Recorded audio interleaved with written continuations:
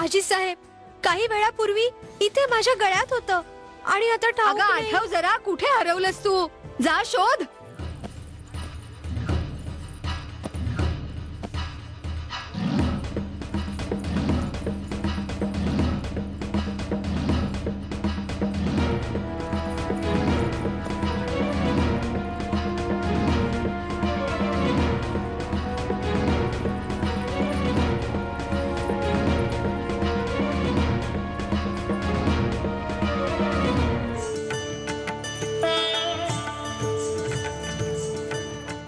हे सगळं गरिबांमध्ये वाटून टाका.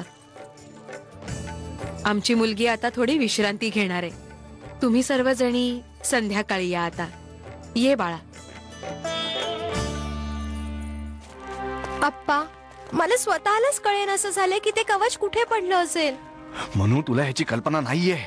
ते कवच झाशी नरेशांचं आहे. त्यांच्या स्वर्गवासी पत्नीने त्यांना दिलं होतं. त्यांना अतिशय प्रिय आहे ते. हे बघ, श्रीमंत सरकार काशी नरेशांना वरात आणायचं निमंत्रण पाठवण्याच्या आधी ते कवच सापडणं खूप महत्वाचं आहे. काय करू बाळा, एक पिता आहे ना, जिला इतके वर्ष फुलासारखं जपलं, ती आज आमच्यापासून दूर जाणार. ईश्वराचे लाख लाख आभार. यावेळेस तुझ्या विवाहासमयी कुठलीही अडचण निर्माण नाही झाली. जर असं घडतं तर आम्ही जिवंत नसतो राहिलो.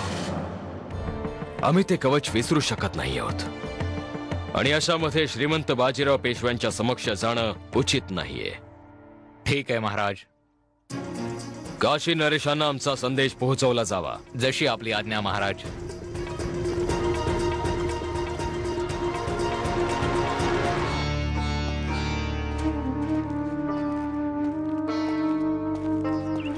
जरा ऐका, आमचे आजोबा कुठे आहेत?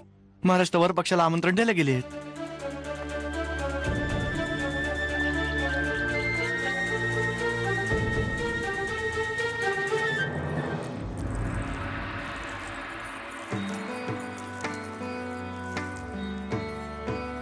आदरणीय काशी नरेश, आपण आपल्या वराडींसह आमच्या इथे सादर आमंत्रित आहात. आम्ही आपलं आमंत्रण स्वीकारत आहोत.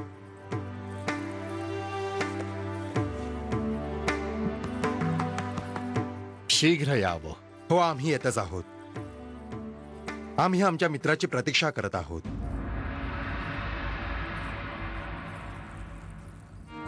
सावरिया,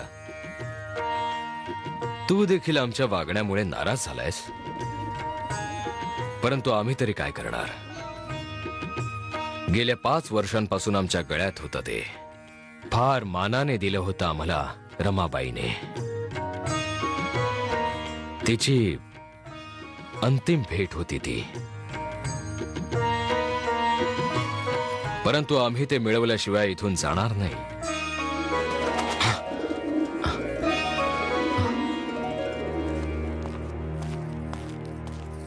महाराज, सर्व आपली प्रतीक्षा करत आहेत. रघुनाथ, क्षमा असावी महाराज. काशी नरेशांनी संदेश पाठवलाय की आपल्या उपस्थितीशिवाय वरात निघणार नाही. हे देवा, काय करू? कुठं शोधू ते कवच? आता तर काहीही उपाय उरला नाही. मला झाशी नरेशांशीच बोलावं लागेल, नाहीतर इंदुताईंच्या विवाहामध्ये नाही.